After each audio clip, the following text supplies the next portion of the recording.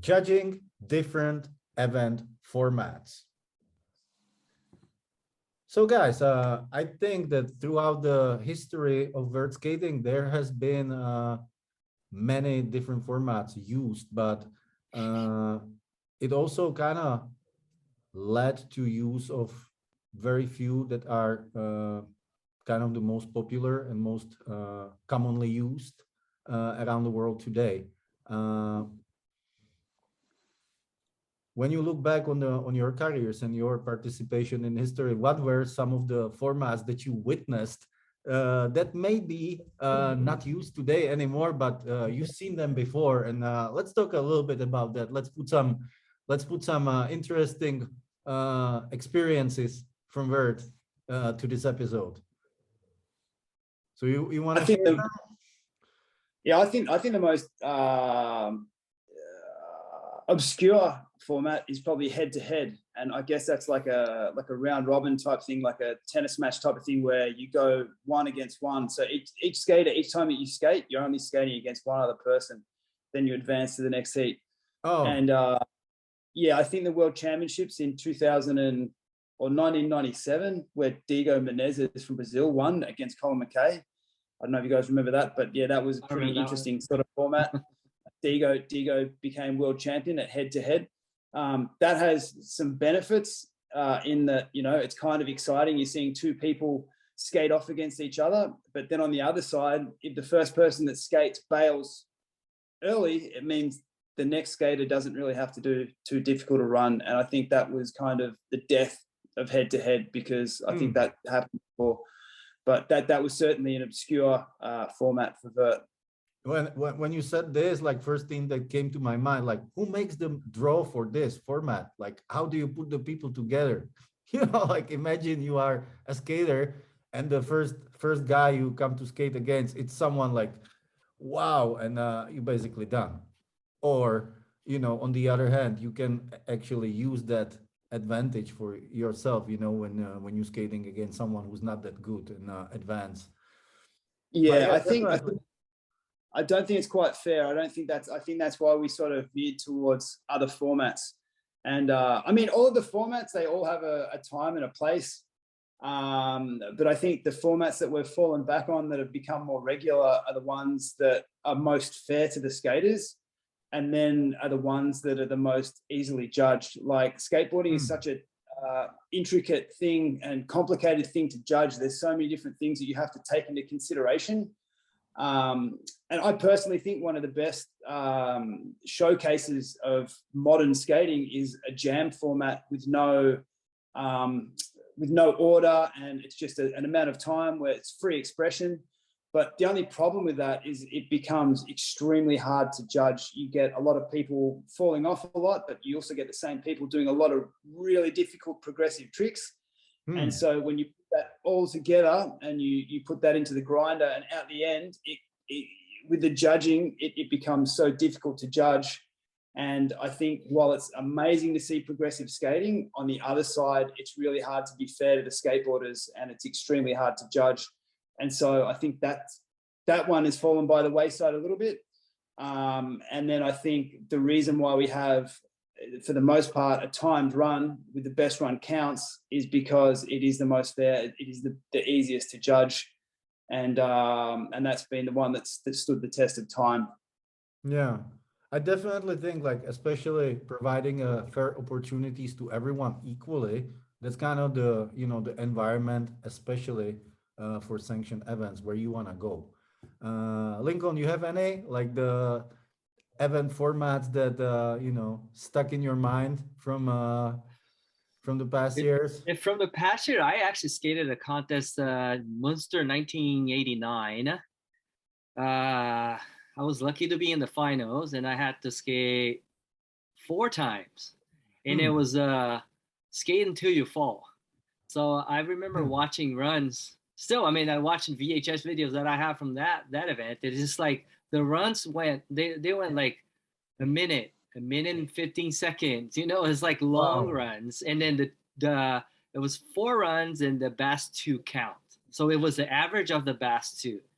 So it was a bit like you had to have like a an endurance. Like you have to skate as until you fall, and then of course like back then the runs were more like just the airs and inverts and grinds and 50s and like judo airs, like nothing technical like the nowadays. But it was interesting. It was different. Definitely. I like the format as like a jam, like Brenton just talked about. Hmm. Uh, it's a bit hard when it's a jam. I feel like when it's a jam free for all, like everybody just skates whenever they want to. Lately it's been pretty consistent. I feel like it, like as a jam and as a judge. Uh, if you look at a jam in order Hmm. nowadays, you can gauge by each run that skater do, and I had the chance to actually judge the last Vert Alert event was last year, and it was a jam format. Like I think it was 20 minutes or something like that, and people just went off. People just went crazy. That they had, and then the ones that actually that had more consistent, but they had more tricks in their bag, like hard tricks. Actually, the Hmm. ones that stood out and did good. So I would like to see more of those events like that. It's like it showcases more of the skater as like the full.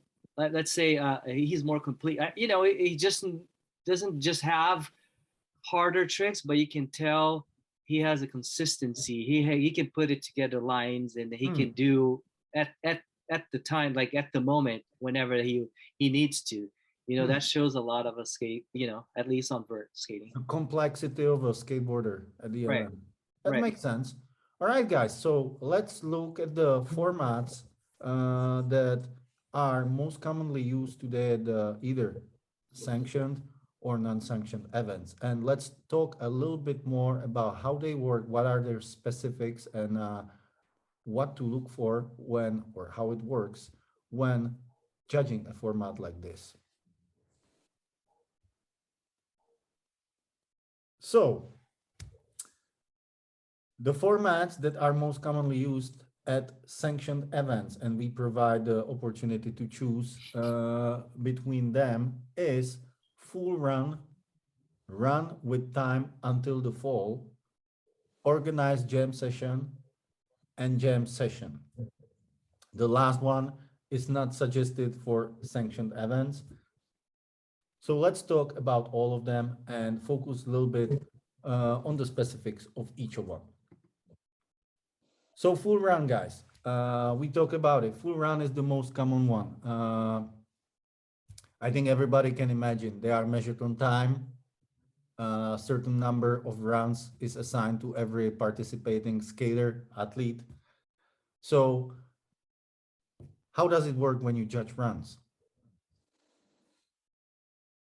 Well, a skater basically has one timed run. Hmm. The judge takes notes. He'll either, if he makes a full run, he's going to be able to get full points. If he doesn't make a full run, then he's going to have points deducted. This is quite easy to judge because if someone falls, it's quite easy. They get a low score. And so what ends up happening at the end of the phase or whatever is the people with full runs are at an advantage over the people that don't make runs.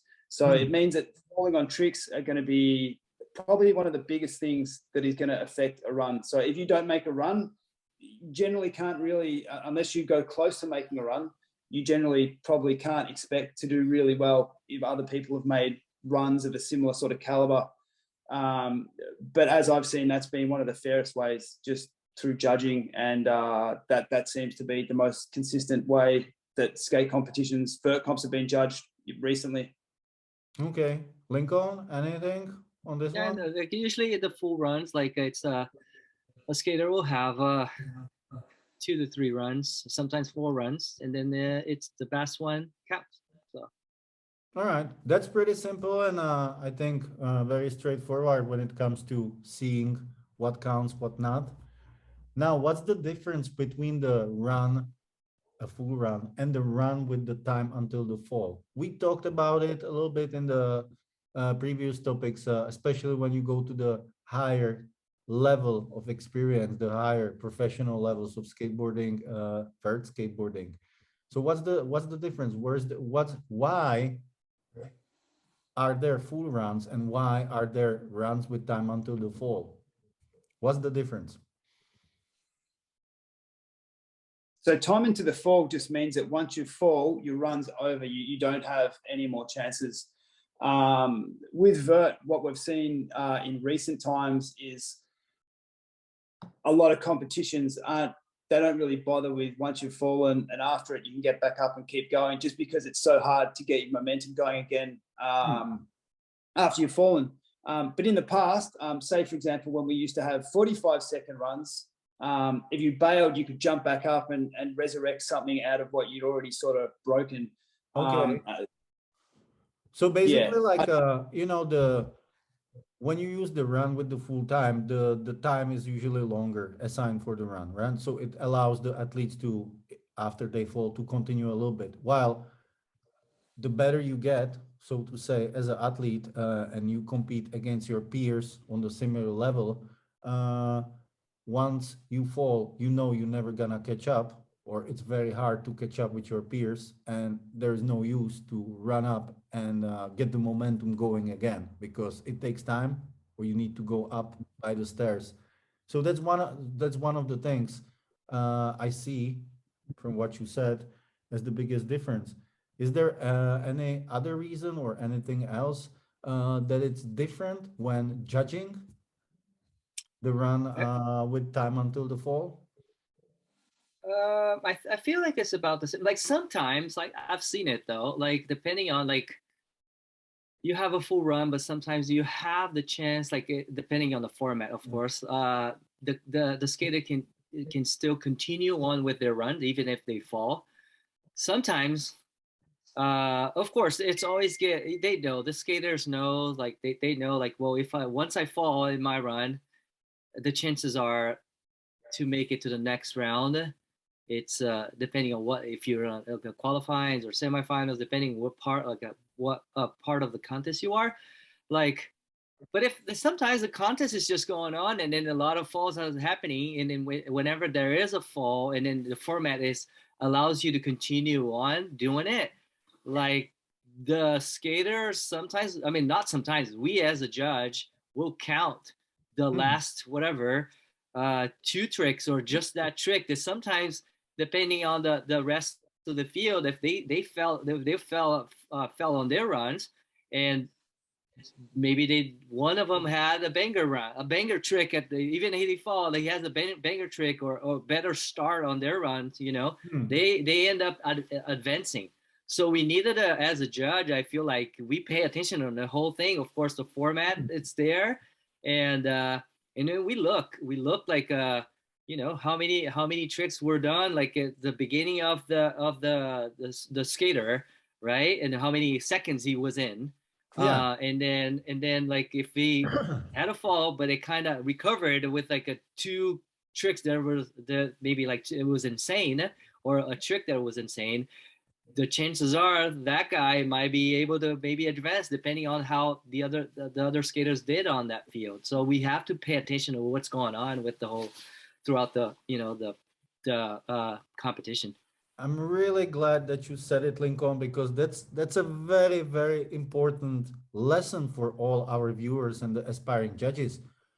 You have to pay attention to everyone during the whole event because even small details matter. And you are not just judging the best guys, but you are judging everyone who's participating in the event. And for the guys who are maybe not taking the podium spots, even the fair ranking and the right position means a lot. And therefore, paying attention to them is the most important thing that a judge can do to deliver fair results. So very, very good and very important, Lincoln, that you said it.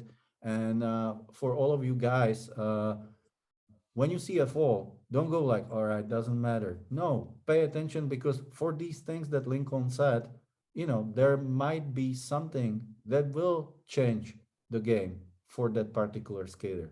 So pay attention. Renton, anything you would add between run with the time until the fall and the full run? No, but I've definitely seen quite a lot of times where people have done that instance where Lincoln just explained, like in qualifying, if they're on their last run and they haven't made a run and they fall and they get back up and it's absolute desperation to make the final, they come out and do some of the best tricks that have been done in the competition just out of sheer desperation. So that is an instance that really sort of gets people going and gets them really committing to some really crazy stuff. So it is definitely a time to watch when people bail and jump back up and just try and redeem themselves. Nice. All right. Glad that you guys both said it. Now, a lot of people, when it comes to run with the time until the four, are asking, so how do you deal with the remaining time? Let's say a run has a 30 or 45 seconds, right? A skater performs, and unfortunately, here comes the bail at the 35. So how should judges approach and judge the remaining time? Is there a way to do it, or should they do it, or what to do in this situation? I'm a judge. 45 seconds run. There is a guy skating in front of me and he just fell, and I have 10 seconds left on the clock in front of me. What to do now? I don't Keep think there's a watching the formula. skater. Go for it. Go Yeah. for it. I don't think there's a single formula. Like, I think if someone completes 75% of a run, I don't think that you sit there and write the 75% of the score that he can get. I think you look on the tricks that they've done and what they've achieved and score them on what they've done rather than on what they haven't done. Every run is always going to be different. And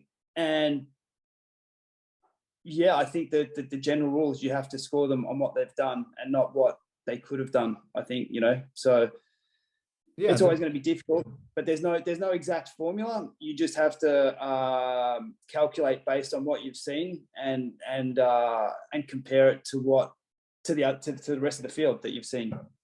That's great. So like Lincoln told me, keep watching. Keep watching. That's the number one rule. And compare the skating that has been done. I think that comes out from the judging philosophy that we discussed in the previous episodes. We judging the moment in time. We judge what has been done, and not, like Renton said, could have, should have been done, or potentially might have been done in the run. And that provides the answers to basically all these questions on how to deduct, how to calculate, 7 seconds left, 5 seconds left. And just judge the skating that has been done, compare it thoroughly and with the most details with the others, and provide a fair ranking. This brings me back to a situation. And, sometimes it comes to the same topic, but sometimes the riders, they finish their run and it's still like 5 seconds to go. Do you approach it the same way, like with the fall? I think it's very close. I think strictly speaking, they've finished their run shorter than what they needed to. They didn't go the full distance. So you definitely have to take that into consideration. I don't think it's quite as bad as a bail, but it is definitely in the same. You're definitely not using part of the time. You're given that time to use on your skateboard. And if you don't use it, you do need to be penalized for it. But as I said, each different run is different, and you have to evaluate them all on their own value. But I certainly think you can't reward a run with full points if they don't do a full run. Lincoln? Yeah, it's definitely like it just what Renton just said it. And plus, like, sometimes it could be just like the craziest run ever, and then the skater just finished like 5 seconds or 2 seconds or 3 seconds.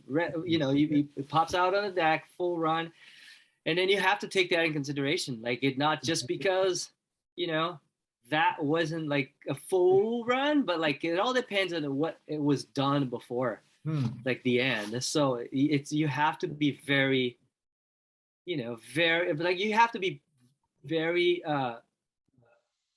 analytic like on what happened. Like for the in the skater, they know usually the skaters they know what they're doing it.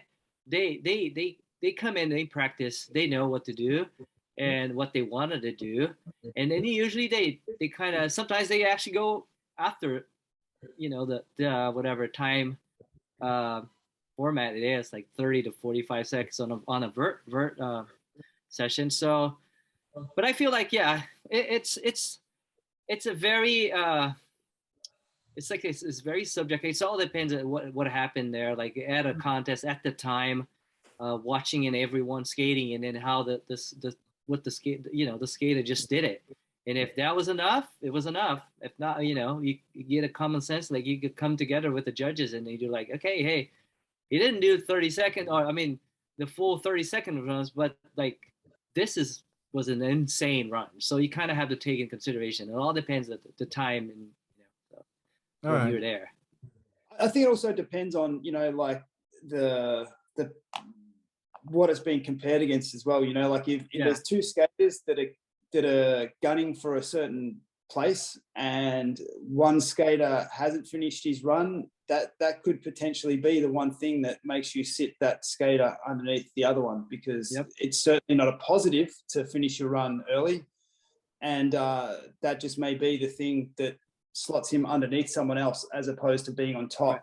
But it all depends on the context and the other skaters that have skated around him, and where you plan to slot him into the rank.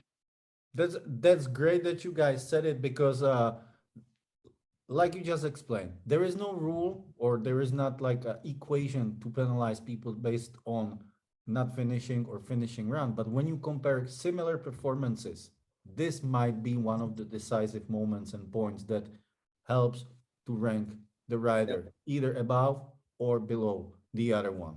So pay attention to details and compare what you see. Don't fantasize, don't, you know, overanalyze, just look what you see and evaluate accordingly. Okay, this brings us to the next two formats